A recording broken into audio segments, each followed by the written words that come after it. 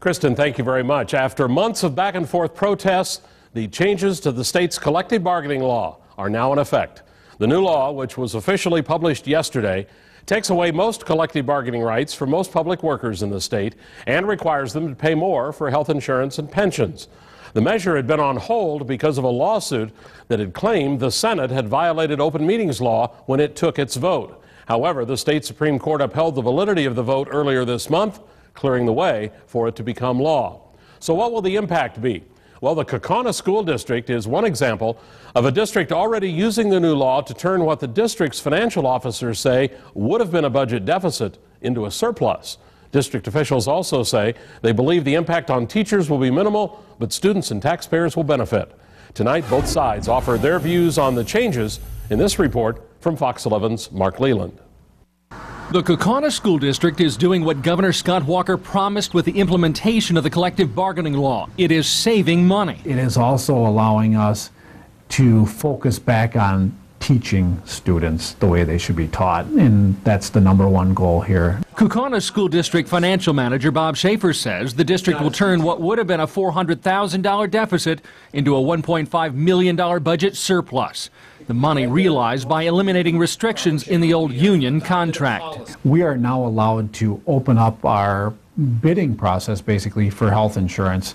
We can look at different plans. The district has suffered from financial restraints for several years now, but district officials say the new state law allows them some financial freedom, which in turn will benefit the students.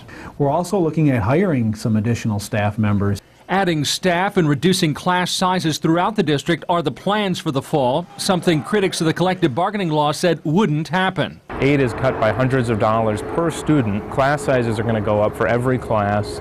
And Bay Lakes United Educators, the union representing the Kaukauna teachers as well as dozens of other districts, isn't so sure every district will see an impact like Kaukauna. There have been layoffs in other districts, but there are concerns that could still happen, that we could still have class sizes that are larger, that teachers could work more hours. The Kaukauna teachers also tried to extend their contract, which expires Friday, for another year, but the district said no, leaving some teachers, Engel says, a little uncertain about the future. I met with teachers. It's been a huge concern of them. If they didn't have the contract, what's going to happen? Now what can happen? In addition to contributing to health care and pension benefits, teachers in Kaukauna will go from a 7.5-hour day to 8 hours at no extra pay and have the number of paid days trimmed by 4. All in all, the district calls it the best situation for all involved. Of course, we're going to get some ill will feelings from some, but we feel that for the students, we have made some pretty difficult but right decisions. In Kaukauna, Mark Leland, Fox 11 News. Now, instead of a teacher contract, the Kaukauna School Board has approved a new employee handbook that outlines teacher and staff requirements, much like private companies do. Also included in the handbook is a merit bonus system to reward employees whose work is judged to be outstanding.